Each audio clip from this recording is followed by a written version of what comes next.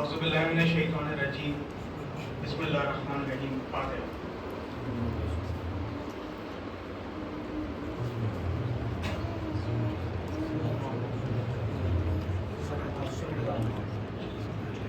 بسم اللہ الرحمن الرحیم.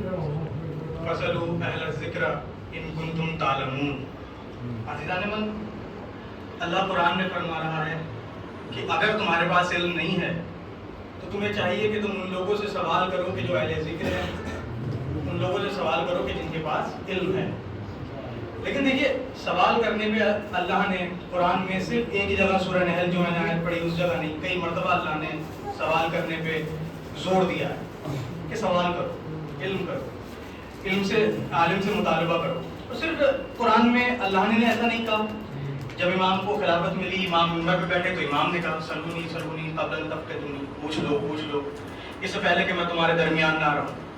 سوال پوچھنا ضروری ہے، اور جس حالات سے آج ہم گزر رہے ہیں ہمارے لیے یہ جاننا بہت ضروری ہے کہ ہمارے پاس سوالوں کے علاوہ اور کچھ نہیں ہے. وہ چاہے اہل علم سے سوال پوچھے جائیں یا اہل مسند سے سوال پوچھے جائیں. وہ لوگ جو یہ کہہ رہے ہیں کہ ہمارے پاس علم ہے، ان سے سوال پوچھنا اتنا ہی ضروری ہے کہ جتنا ضروری ان لوگوں سے سوال پوچھنا بھی ہے کہ جو یہ کہتے ہیں کہ مسندیں ہمارے پاس ہیں. اسی کی وجہ ہے کہ آج ہم یہاں پہ ہیں. دیکھیے، مجلسوں سے تھوڑا سا تعصب حاصل کرنا، اس کی وجہ صرف ایک فرقہ واریت نہیں ہو سکتی کہ میں اس فرقے سے تعلق رکھتا ہوں، آپ اس فرقے سے تعلق رکھتے ہیں، اس وجہ سے مجھے آپ کا مجلس پہ بیٹھنا پسند نہیں ہے.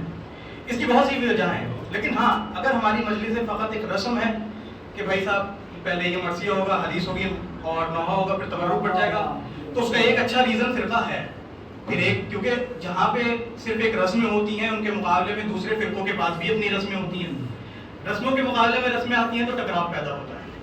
لیکن مجلسوں میں آنے کے پیچھے اگر ایک ریزن یہ بھی ہے کہ دیکھو یار کچھ سیکھنے کو ملے گا، سوال پوچھیں گے، جو پڑھ رہا ہے اس سے سوال پوچھ لیں گے، یا جس کے بارے میں بتا رہا ہے اس بارے میں سوال پوچھ لیں گے، تو پھر مجلس سے بیداری پیدا کریں گی، بیداری سوال پیدا کریں گے، اور سوال ایک ایسا معاشرہ پیدا کر دیں گے کہ جن کے پاس انقلاب آنے میں دیر نہیں لگے گی. انقلاب کی بنیاد سوال پر ہوتی ہے. دیکھیے، سوال پوچھنے سے روکا بھی اس وجہ سے جاتا ہے. بیسک سا سوال تھا، مجلس میں کیوں نہیں بیٹھنے دیا، مجلس سے پریشانی کی. مجلس سے پریشانی ہے، اس کو اگر آپ آج کے زمانے میں آسانی سے دیکھیں تو میں صرف 10-15 منٹ میں سالو کروں گا، یہ بات پوری کروں گا کہ اس کا ریزن ہے the big beautiful dream. ایک ایسا خواب دکھاؤ کہ جو عوام کو بھی اچھا لگے، لیکن وہ میرے لیے اچھا ہو. عوام کے لیے اچھا ہے یا نہیں ہے مجھے فرق نہیں پڑتا. کربلا کے ساتھ بھی ایک ایسا خواب دکھایا گیا تھا. کربلا سے پہلے جب امام علی کو شہید کر دیا گیا، امام حسن کو مجبور کیا گیا. امام حسن نے مجبوری میں تو نہیں لیکن مصلحت جانتے ہوئے صلح کی، معاویہ کے ساتھ صلح ہوئی، اور ایک اچھا خواب دکھایا گیا کہ اب امن شانتی آئے گی. بھائی اب ایک نے کہہ دیا ہے کہ چلو میں مسلمانوں کے لیے میں خلافت سے دستبردار ہو جاتا ہوں، تم خلیفہ بنو، بڑی بہتر ہے، اچھا ہے، خلیفہ بنو، بہت اچھی بات ہے. ایک خواب دکھایا گیا تھا، بگ بیوٹیفل بل کی طرح بگ بیوٹیفل ڈریم دکھایا گیا. لیکن اس ڈریم میں کیا ہوا؟ کچھ بھی نہیں ہوا. اس ڈریم میں صلح کی شرطیں پوری نہیں ہوئی. اور پھر جناب کے بعد ان کے فرزند آ گئے، معاویہ کے بعد یزید، انہوں نے تو اس بیوٹیفل ڈریم پہ چار چاند لگا دیے. انہیں تو اپنے خلاف کسی کو پسند نہیں ہے. ایک ایسی فاسسٹ گورنمنٹ، ایک ایسا فاسسٹ انسان کی جسے پسند نہیں ہے کچھ بھی، اس کے خلاف سننا پسند ہے. اور یہی سب سے پہلی نشانی ہوتی ہے کسی ڈکٹیٹر کی کہ دیکھو مجھے سوال پسند نہیں ہے، مجھے پسند نہیں ہے، تم اسے سوال کرو، اسے کوشچن کرو. مجھے پسند ہے تم مان لو جو میں کہہ رہا ہوں، اسی کو اسلام سمجھ کے مان لو، اسی کو شریعت سمجھ کے مان لو، اسی کو دھرم مذہب سمجھ کے مان لو. میرا اپنا پرسنل یہ ماننا ہے، میرا اپنا پرسنل اوپینین ہے کہ فرق نہیں پڑتا کہ لیفٹ گورنمنٹ ہو یا رائٹ گورنمنٹ ہو. فرق پڑتا ہے کہ گورنمنٹ انسیکیور ہے یا نہیں ہے. اگر انسیکیور ہے تو اسے ایک ایسی عوام چاہیے جو بارش پیس کرے. ٹھیک ہے، وہ کیا اگنورنس بڑی اچھی چیز ہے یار، ہمیں نہیں پتا، کوئی بات نہیں، جنت میں چلے جائیں گے. جس کو شریعت پتا ہے اسے عمل کرنا پڑے گا. وہ کہے گا لڑائی سے تو شانتی حاصل ہوتی ہے، لڑائی سے وار سے پیس حاصل ہوتا ہے. وہ وار کو سیلیبریٹ بھی کرے گا، تو ہمارے ملک نے فلاں ملک پہ میزائل مار دی، فلاں نے وہاں پہ میزائل مار دی. یہ سوچے بغیر کون مر رہا ہے کون نہیں مر رہا. اسے مزہ آئے گا لوگوں کو مارنے میں بھی، اسے مگر مزہ کب نہیں آئے گا؟ اسے مزہ تب نہیں آئے گا جب ہم میں سے کوئی لوگ آگے سوال پوچھ لیں گے. ٹھیک ہے، آج کے زمانے سے مثال اٹھاتے نا، کہ کیونکہ مگر میں کسی کو کمپیئر نہیں کر رہا، لیکن چھوٹی سی مثال دے رہا ہوں کہ اگر کوئی کسی کی چارج کسی کی لسٹ دکھا دے گا، ووٹر لسٹ دکھا دے گا، تو اگلے دن ہی مزار پہ حملہ ہو جائے گا. کیونکہ بچانا پڑتا ہے. ایک ایسی عوام کو تیار کر رکھا ہے کہ جو بہت پولرائز ہے. اس پولرائز عوام کو سوال پسند نہیں ہے، بیداری پسند نہیں ہے، اسے جنون پسند ہے. اسے جنون دیا جائے گا، اسے جنون سرو کیا جائے گا. یہی ہو رہا تھا یزید کے ٹائم پہ بھی، جنون سرو ہو رہا تھا. تمہیں شراب پینے میں مزہ پیو، کوئی پریشانی کی بات نہیں. جس انسان کا نام بلال تھا، جس نے حضرت مسلم کی مخبری کی تھی، تو اس سے پوچھا گیا کہ یار مسلم تو بنی ہاشم میں سے اتنے بڑے آدمی ہیں مسلم اور علی کے داماد ہیں, تم نے مسلم کی کفری کر کے تمہیں حاصل کیا ہوا؟ تم نے کہا میں نے یزید کے بارے میں سنا ہے, یزید شراب پینے کو غلط نہیں سمجھتا, مجھے شراب پینے کی عادت ہے, اگر حسین آ جائیں میں شراب نہیں پی پاؤں گا. اس نے ایک بے وجہ یہ بتائی. تمہیں مزہ آ رہا ہے اس چیز میں, تم مزہ کرو لیکن سوال مت پوچھو. اس کے لیے ایسی چیزیں عام کرنی پڑیں گی جس میں لوگوں کو مزہ آئے. لوگوں کو ایسی چیزوں میں مزہ آتا ہے. ابھی سے نہیں, کربلا سے نہیں, کربلا سے بہت پہلے سے, روم سے, رومن امپائر پہلا اچھا اسٹیبلشڈ امپائر بنا. انہوں ان کے فلاسفرز, ان کے انٹلیکچوئلس نے کہا ایک ایسی عوام پیدا کرنی ہے جو سوال نہ پوچھے, جو بیدار نہ ہو, جسے مزہ نہ آئے کچھ نیا کرنے میں. گیو دیم بریڈ اینڈ سرکسز, انہیں کھانے کو روٹی بانٹ دو اور تماشا دکھاؤ, انہیں بہترین تماشا دکھاؤ. دو پہلوانوں کو لڑاؤ, گلیڈیٹرز کو لڑاؤ, اور مزہ آئے گا. ہم بھی دیکھیں گے, وہ بھی دیکھیں گے, کوئی ایک مر جائے گا, کوئی ایک جیت جائے گا. جو جیت جائے گا اس کے فین بن جائیں گے لوگ, اور اس کے نام پہ لڑیں گے ان کی کلز زیادہ ہے, اس کی کلز کم ہے, اس نے فلاں سے لڑا, یہ ہرکولس زیادہ اچھا ہے, نہیں میکسیمس زیادہ اچھا ہے, ہرکولس اتنا اچھا نہیں. پھر اسی بیچ میں کوئی حسین جیسی شخصیت آ جاتی ہے, وہ سوال پوچھ لیتی ہے, وہ کہہ رہے تو تمہیں کس نے خلافت میں بنایا بھائی؟ خلافت کی صلح امام حسن کی دوسری شرط تھی کہ معاویہ اپنے بعد کسی کو نامزد نہیں کرے گا. صلح امام حسن اس لیے بہت زیادہ ضروری ہے کہ اگر صلح امام حسن نہیں ہوتی تو ایک لیجیٹیمائزیشن نہیں مل پاتا کربلا کو. پھر ہر کوئی کہہ دیتے کہ بغاوت ہے یار, تم نے بغاوت کری ہے, تم نے کچھ نہیں کیا, تم نے بس سوال پوچھنے شروع کر دیا, تمہیں حکومت چاہیے. اتنی حکومت نہیں چاہیے تھی, ایک معاہدہ ہوا تھا بھائی کہ معاویہ اپنے بعد کسی کو خلیفہ نہیں بنائے گا. اب کیسے بنا دیا؟ صلح کی بات چل رہی تھی, چھوٹی موٹی بات نہیں تھی, حکومت تمہارے پاس تھی, تم مسلمانوں کے حکمران بننے والے تھے. تو اب کربلا کو دبانا اس لیے ضروری تھا کہ اگر آپ کربلا سے شروعات کریں گے اور دروازے کھٹکھٹانے, سوالوں کے دروازے کھٹکھٹانے شروع کریں گے تو آہٹ ثقیفہ تک پہنچے گی کہ یہ سسٹم بگڑ کیسے رہا ہے, یہ سسٹم بگڑ کیسے رہا ہے. یار مسلمانوں کی حکومت ہے, ابھی 50 سال بھی نہیں ہوئے. رسول کے انتقال کو 11 ہجری میں رسول کا انتقال ہوا ہے, 61 ہجری میں یزید بیٹھ گیا. 50 سال ہے, 50 سال میں کربلا کی ضرورت پڑ گئی. ایسے فاسد انسان کو بیٹھنے کس نے دیا ممبر پہ؟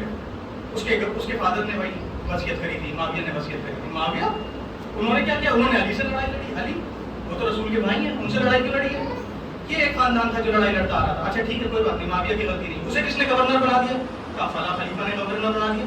اچھا تو انہیں گورنر رسول بنا کے کہتے ہیں, ان خلیفہ کو خلیفہ رسول بنا کے نہیں, انہیں خلیفہ کو رسول نہیں بنا کے کہتے. وہ تو شورا سے چنے گئے تھے.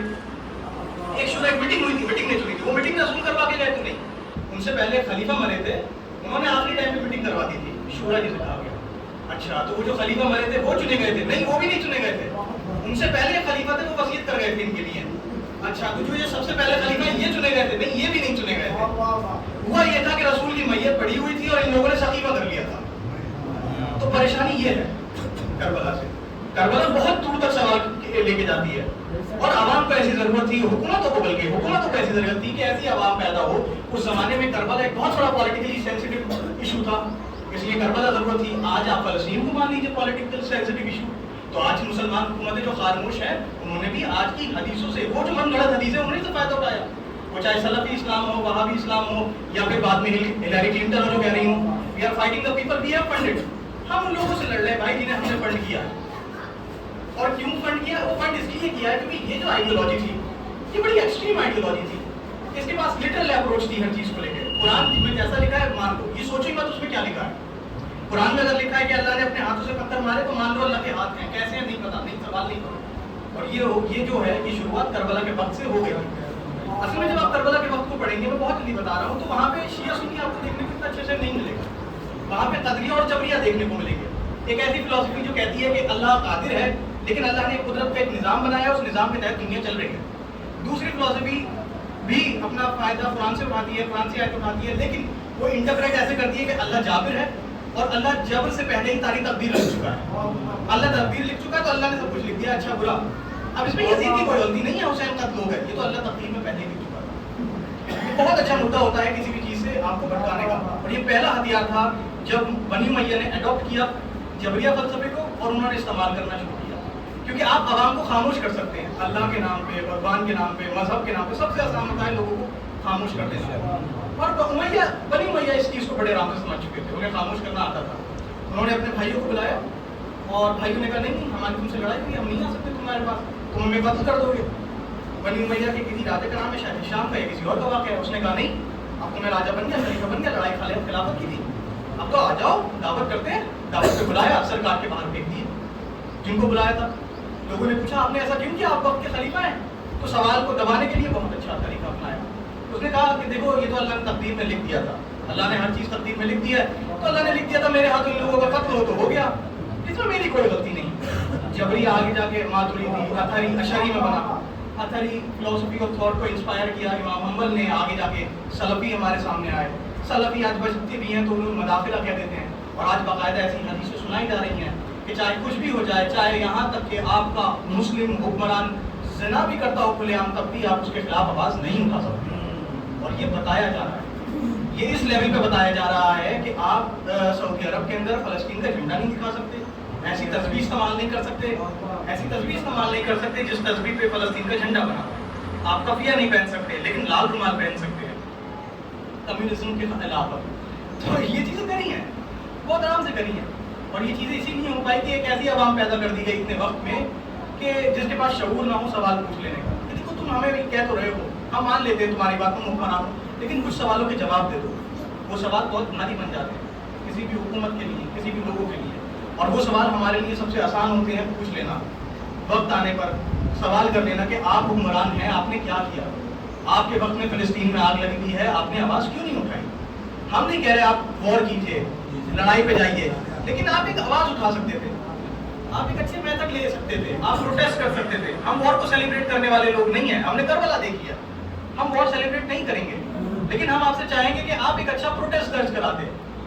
کم سے کم صرف کنڈیم کرنے سے تو کچھ بھی نہیں ہونے والا ہمیں مار, لیکن آپ نے کچھ نہیں کیا. یہ اچھا وقت شیعت کا ہے یہ بتانے کا کہ اتنے سالوں سے ہم یہی بتا رہے تھے, چاہے اپنے تازیوں کے پیچھے چھپ کے یا علم کو برآمد کر کے. یہ جو کالے پرچم آج آپ بلند کرتے ہیں فلسطین کے لیے, یہ ہم پرچم بہت پہلے 1400 سال سے بلند کرتے آئے ہیں, اور ہم بھی یہی بتاتے آئے تھے کہ دیکھو بگاڑ وہاں سے شروع ہو گیا ہے. یہ حدیثیں جن کا فائدہ اٹھا کے آج مداخلہ اور سلفیہ کچھ بھی کر لیتے ہیں, وہ یہی وجہ ہے. وہ امریکہ جسے یہ بھی پتا ہوتا ہے کہ ایران کے گورنر کس, ایران کے جو اتھارٹیز ہیں, جو بیوروکریٹس ہیں, وہ اپنے کس بیڈ روم کی کون سی چادر اوڑھ رہے ہیں, اس کو یہ پتہ ہی نہیں ہوتا کہ IS اسی کی جیل میں بن جاتا ہے. جولانی اور ابو بکر بغدادی اسی کی جیل میں ہوتے ہیں جو آگے جا کے IS کو فارم کرتے ہیں, اور امریکہ کو پتہ نہیں ہوتا ہے.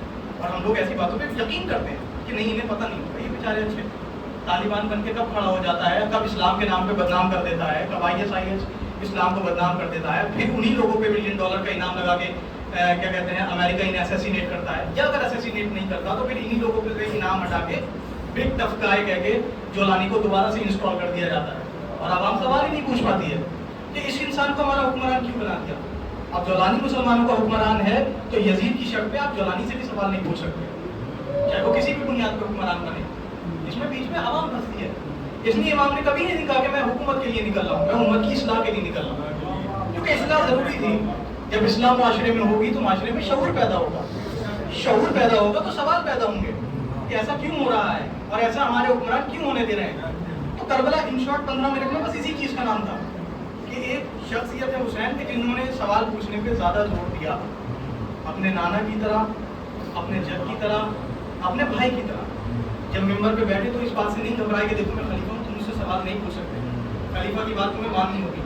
علی جب خلاف خلیفہ بنے تو انہوں نے کہا کہ دیکھو پوچھو, سلونی اب انتب پہ دونی, دیکھو پوچھو, جو پوچھ سکتے ہو پوچھو, اس سے پہلے کہ میں تمہارے درمیان نہ رہوں. اور لوگ سوال پوچھنا بھول گئے. جس طریقے سے معاشرے میں بیداری کم ہوگی, ہم سوال نہیں پوچھیں گے, کسی کو بھی کچھ بھی مان کے آگے بڑھ جائیں گے, پھر آپ دیر نہیں لگے گی کہ فلسطین جیسے معاشرے اور زیادہ پیدا ہو رہے ہیں. کیونکہ حکومت کو طاقت ملتی ہے, بزنس مین کو اپارچونیٹی ملتی ہے, اور مونگرس کو مزہ آتا ہے لوگوں کو مرتا ہوا دیکھنے میں. اور بہت کم لوگ ہیں تو کہہ پاتے ہیں کہ نہیں یار, چاہے لڑائی کہیں پہ بھی ہو, نہیں بھائی لڑائی کہیں بھی اچھی نہیں ہے, کسی کے بھی ساتھ اچھی نہیں ہے. ہم وار کو سیلیبریٹ نہیں کرتے, ہم آواز اٹھانے والے لوگ ہیں, ہم حسینی کردار ہیں. جب ہمارے اوپر حملہ ہوگا تو ہم دفاع کریں گے, لیکن ہم حملہ کرنے والوں میں سے نہیں رہیں گے. اور یہ ہم نے سیکھا ہے کربلا سے, اور یہ ہمارے امام ہمیں سکھا کے گئے. آخری دن تک امام نے کوئی جنگ نہیں کری ہے, بلکہ امام مولا عباس نے کہہ دیا بات تلوار توڑ دو, کل جنگ کا دن نہیں ہے, کل صلح کا دن ہے, کل اصلاح کا دن ہے, ہم اصلاح کریں گے لوگوں کی. اور وہ آج اصلاح کی وجہ سے آج آپ لوگ یہاں پہ بیٹھے ہیں. جو تعزیے ہیں, جو مجلسیں ہیں, یہ رسم ہے, لیکن یہ ضروری تھا, کیونکہ آپ اس حکومتوں کے دور سے ابھرتے ہوئے یہاں پہ آئے ہیں کہ جیسے ہمارے جو لوگ تھے, جو بزرگ تھے, انہوں نے فقط یہ سوچا کہ اگر ہم انہی ذریعوں سے اس عزاداری کو بچا پاتے ہیں تو اس زمانے میں صرف ایک رسم بنا کے عزاداری کو بنا لیتے ہیں.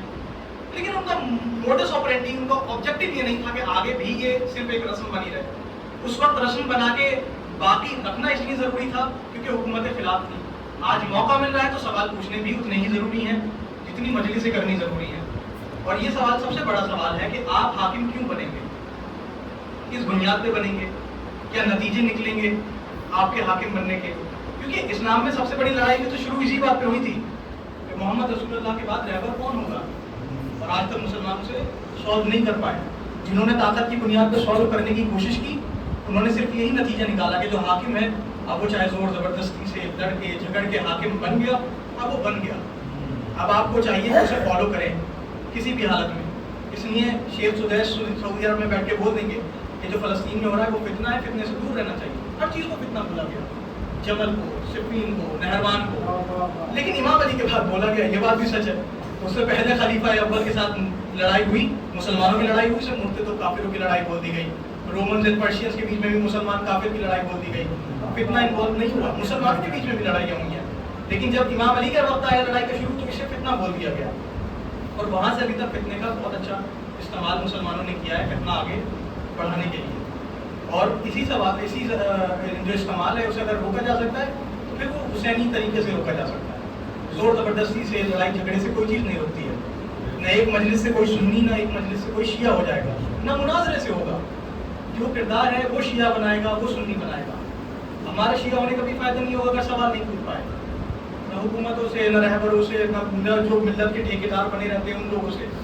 سوال پوچھنے اس لیے ضروری ہو جاتے ہیں.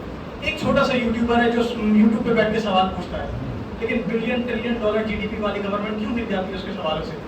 کیونکہ ڈر ہوتا ہے کہ سوال معاشرے میں بیداری پیدا کر سکتا ہے. وہ چاہے ایک چھوٹا سا سوال پوچھا گیا کیوں ہوتا ہے. بہت کم انقلابات آپ ایسے پڑھیں گے کہ جو بنا سوالوں کے شروع ہو گئے. وہ سوالوں سے شروع ہوتے ہیں، بہادر لوگ آ کے سوالوں کو آگے لے کے جاتے ہیں. چاہے کہیں کا بھی انقلاب ہو، کچھ بیسک انقلاب جو شروع ہوئے ہیں وہ اسی سوالوں سے ہوئے ہیں کہ دیکھو ٹیکس ہم دیتے ہیں، محنت ہم کرتے ہیں، کھیتی ہم کرتے ہیں، لیکن کیا کہتے ہیں تب بھی ہم 99% لوگوں میں سے ہیں. 1% لوگ 99% ویلتھ یہ بیٹھے ہیں. بہت سی جگہ ایسے سوال پوچھے گئے، اسی جگہ نومیلٹی پہ سوال اٹھائے گئے. اور یہی سوال کچھ ایسے ہی ملتے جو سوال امام نے اٹھائے تھے، تم خلیفہ کیسے بن گئے؟ اور جب اگر تم مجھ سے لڑنے ہی آ رہے ہو تو یہ بتاؤ میں نے کیا اسلام بدل دیا؟ اور وہ سامنے سے جواب دے رہے نہیں. کیا میں نے اپنے جد کا کوئی روزہ، نماز، آچار، زکات، کوئی عمل بدل دیا؟ نہیں بدلا. پھر کیوں کر رہے ہیں قتل بے بغض ابی؟ ایک تو ہم آپ کو آپ کے باپ کے بغض میں قتل کر رہے ہیں، اور خلیفہ کا حکم ہے اس لیے قتل کر رہے ہیں. اس لیے جب خلافت کسی غلط ہاتھوں میں چلی جائے تو پھر لوگ حسین جیسے امام کو بھی نہیں پہچانتے، اور ہمیں سامنے کربلا ان کی نظر آتی ہے. اس لیے مجلسوں میں آنا ضروری ہے، اور اسی لیے مجلسوں سے یہاں سے آ کے یہ پیغام دینے بہت ضروری بن جاتے ہیں کہ دیکھو سوال کرنا مت بند کرو. سوال کرنا اگر اتنا غلط ہوتا یا کوئی بھی لیس امپورٹنٹ ہوتا سوال تو پہلے دن حضرت زینب نہیں کہہ دیتی یزید کے دربار میں کہ ہم واپس تو بعد میں جائیں گے، پہلے ہمیں ایک گھر خالی کر کے دے، پہلے ہم اپنوں کو ڈھوئیں گے. اب حدیثوں کی کتابیں بھری ہوئی ہیں. 10 محرم سے لے کے جس دن تک حضرت زینب آزاد نہیں ہوئی ہیں وہ ہر دن روئی ہیں. پھر ایک دن آزاد ہونے کے بعد یہ خاص دن کیوں مانگا آزادی کے لیے؟ یہ اس لیے مانگا تاکہ جس شام میں آئی ہیں اس شام کو بھی بتا کے جائیں گے دیکھو ہمارے ساتھ کیا ہوا ہے. ہم مظلوم قافلہ نہیں تھے جسے بیچ میں آ کے لوٹ لیا گیا. ہم کچھ سوال پوچھتے ہوئے آ رہے تھے اور وہ سوال پوچھتے ہوئے ہم جائیں گے. تاریخ میں لکھا ہے یہ قافلہ جب پہنچا ہے، بس میں مسائل پڑھتا ہوں، تو امام نے کہا لوگوں سے جا کے آگے جا کے بتاؤ، منہال آگے جا کے بتاؤ کہ ہمارا قافلہ آ رہا ہے. منہال نے مرثیہ پڑھنا شروع کیا کہ اے کوفے کے لوگوں، کوفہ، اے مکہ کے لوگوں، اے مدینہ کے لوگوں، اے عرب کے لوگوں، اب یہ عرب، یہ مدینہ رہنے کے لائق نہیں رہا. جو مدینہ کے وارث تھے انہیں کربلا میں قتل کر دیا گیا ہے. جو مدینہ کے وارث ہیں ان کا بھیڑوں کا پنلاشا کربلا میں موجود ہے. اب یہ رہنے کے لائق نہیں ہے. میں بس 2 منٹ پڑھتا ہوں کہ اتنے میں یہ صدا مولا عباس کی والدہ جناب ام المؤمنین کے کانوں میں گئی. وہ باہر نکل کے آئی، کہا منال تجھے شرم نہیں آتی؟ تو کیسی باتیں بولتا ہے؟ میرا دل پھٹے جاتا ہے یہ بتا کہ میرا بیٹا حسین کیسا ہے. جناب منال نے بتانا شروع کیا کہ عباس کی مادر قاسم کے جسم کے ٹکڑے ہو گئے، اکبر کے سینے میں برچی لگی. بیٹا جناب ام المؤمنین کہتی ہے کہ مجھے یہ بتاؤ میرا بیٹا حسین کا ہے. کہا کہ اے ام المؤمنین تمہارا بیٹا عباس، اس کے دونوں بازو قلم ہو گئے، وہ سینے سے زمین پر آیا.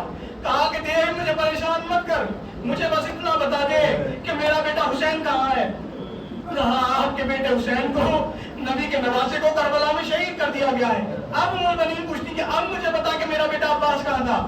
کہا اے مادر عباس آپ کے بیٹے نے بہت وفا کی اور اس وقت تک اپنے بھائی کو نہیں چھوڑا جب تک ان کے دونوں ہاتھ قلم نہیں ہو گئے اور وہ خود شہید نہیں ہو گئے. ماتم حسین